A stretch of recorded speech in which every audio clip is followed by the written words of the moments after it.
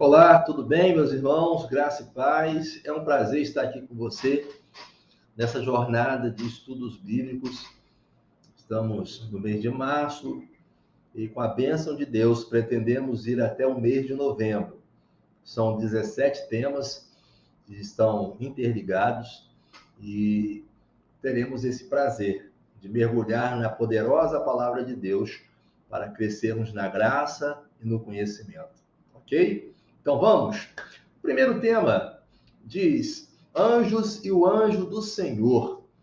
Nesta primeira aula, temos o texto que está centrado no livro de Juízes, capítulo 2, versículo 1. Diz assim: E subiu o anjo do Senhor de Gilgal a Boquim, e disse: Do Egito vos fiz subir, e vos trouxe a terra que a vossos pais tinha jurado. E disse: Nunca invalidarei o meu concerto convosco. Olha que coisa linda. Nesse texto, a gente vai discorrer sobre a doutrina referente aos anjos. Nós precisamos ter esse conhecimento, e é através da palavra e na palavra de Deus que nós temos este conhecimento. Você sabe o significado da palavra anjo? Bom, a palavra anjo tem duas fontes. Na verdade, é uma fonte só que é desdobrada em duas línguas. No hebraico, a palavra malak, e no grego, a palavra angelos, ou angelos, né? Angelos.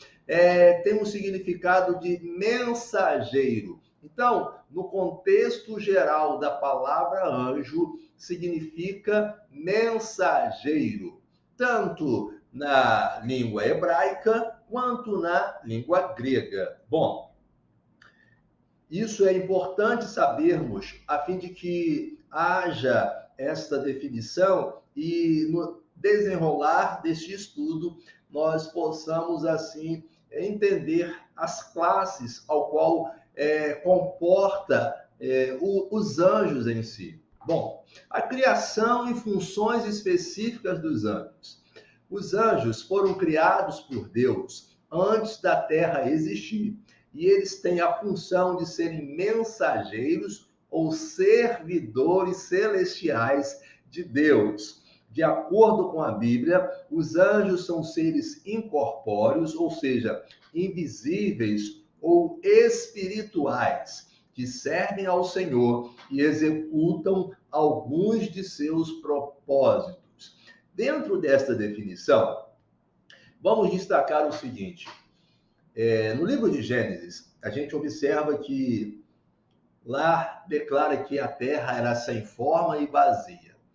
Quando Deus traz a existência pelo poder da palavra dele, diante desta fundação aqui, entendemos que os anjos já existiam. Então, o plano terreno veio depois da existência do plano espiritual. Olha, não é difícil de entendermos, não é? Se o mundo celestial, o mundo que é voltado nas mansões celestiais, é predominantemente espiritual, então, naquela dimensão, tem Deus e os anjos para o adorar e o servir. Bom, dentro dessa disposição, é fácil de nós entendermos. Seguindo, nós temos essa imagem aqui, que é para ilustrar esta definição. Temos milhares de anjos que estão ao redor do trono de Deus para adorar e servir ao Deus Todo-Poderoso. Seguindo, vemos algumas características dos anjos. Primeira, eles existem e são bons e anjos maus. Dessa disposição, houve uma rebelião nos céus. Eu creio que você já saiba disso. Dessa rebelião, por quê? Deus Todo-Poderoso, sentado no trono, governando todas as coisas, e tinha os anjos para o adorar e o servir. O anjo Lúcifer, ele era um anjo que tinha uma patente, uma propriedade superior aos demais anjos. Este anjo, chamado Lúcifer, ele regia, ele liderava a composição musical para adoração a Deus. Em determinado momento, ele quis ser igual a Deus. Então houve uma rebelião. E ele não ficou sozinho. Os anjos que o acompanharam foram expulsos. Lúcifer e os anjos que o acompanharam foram expulsos dos céus. E eles vieram para a face da terra, vieram para a atmosfera. Nós vemos na Bíblia que no livro de Efésios está escrito: nós não temos que lutar nem contra a carne, nem contra o sangue, mas devemos lutar contra os principados, contra as potestades malignas que estão pairando sobre a face da terra. Também no livro de Jó, nós vemos logo no início do livro que houve uma reunião onde estava Deus, estavam os anjos e veio o diabo também. Dentro desta reunião, Deus pergunta ao diabo: de onde tu vieste? E ele diz: eu venho de passear e rodear a terra. Então, é fácil nós entendermos que, ao ser expulso dos céus, Lúcifer e os anjos, chamados anjos decaídos, vieram para a face da terra. Então, eles lá eram anjos, tendo Lúcifer como o seu arcanjo, que tinha autoridade e poder superior aos demais anjos. Quando foi expulso, passou a ser chamado na Bíblia de diabo ou Satanás. Os demais anjos, anjos comuns, vamos assim dizer, eles passaram a ser chamados de demônios. Então, passou a ter um outro reino. Tem o reino de Deus e tem esse reino agora, que é um reino inferior ao reino de Deus, onde tem Satanás, que lidera esse reino, e tem os demônios, que são liderados, comandados por Satanás. Bom, olha como é importante nós sabermos dessa existência dos anjos bons e dos anjos maus. Segunda característica: todos os anjos foram originalmente criados bons e santos. Lá no livro de Gênesis, capítulo 1, o último versículo desse capítulo diz assim: e viu Deus que tudo que ele criou era bom. Então, quando a gente fala de anjos maus, foi após a rebelião, porque eles serviam a Deus. Ele, por espaço de tempo, estavam à dispensação e à disposição de Deus, adorando e servindo a Deus. Quando veio a rebelião e que tiveram que ser expulsos dos céus, passaram a ser anjos maus. E esta maldade vem para arruinar, para tentar destruir aquilo que foi feito à imagem e semelhança de Deus. Você sabe? Nós, seres humanos, nós somos feitos à imagem e semelhança de Deus. Então, esses anjos maus, que são chamados de demônios e são liderados por Lúcifer, que agora se chama Satanás, eles estão na face da terra para tentar destruir as pessoas. Terceira característica: tendo livre-arbítrio, numerosos anjos participaram da rebelião de Lúcifer e abandonaram o seu estado original de graça como servos de Deus e assim perderam o direito à sua posição celestial, coisa que eu acabei de explicar. Vamos seguindo?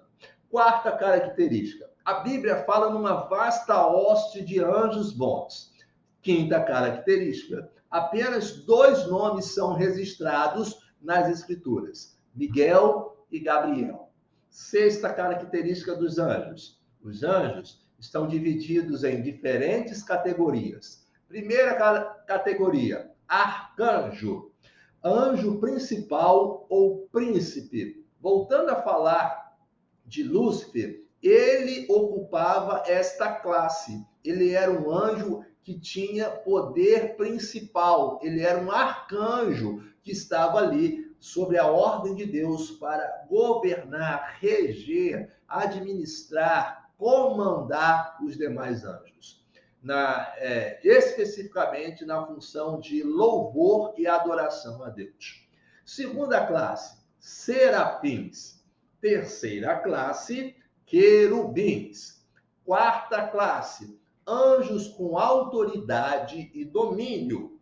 Quinta classe: miríades de espíritos ministradores angelicais. Coisa linda, né? Dentro das características dos anjos, nós passamos a identificar 5 características muito importantes: arcanjo, serafins, querubins, anjos com autoridade e domínio, e a quinta e última classe, miríades de espíritos ministradores angelicais. Continuando, segundo, significado e características da palavra arcanjo. A palavra arcanjo significa anjo principal. O arcanjo é um ser celestial que possui os mais elevados graus de autoridade e poder entre os anjos. A Bíblia nunca menciona a palavra arcanjo no plural e apenas dá nome a um arcanjo, Miguel. Por isso, muitos estudiosos defendem que Miguel é o único arcanjo que existe, embora a Bíblia não seja conclusiva sobre isso. O arcanjo Miguel é descrito na Bíblia como o ser que lidera o exército dos anjos de Deus e também como protetor do povo de Deus. Aí temos algumas referências que vão endossar esta fala. Judas, Apocalipse e Daniel. Você depois faça esta leitura para trazer esta conferência. Bom, eu vou dar uma pausa aqui e no próximo nós continuaremos a discorrer deste assunto.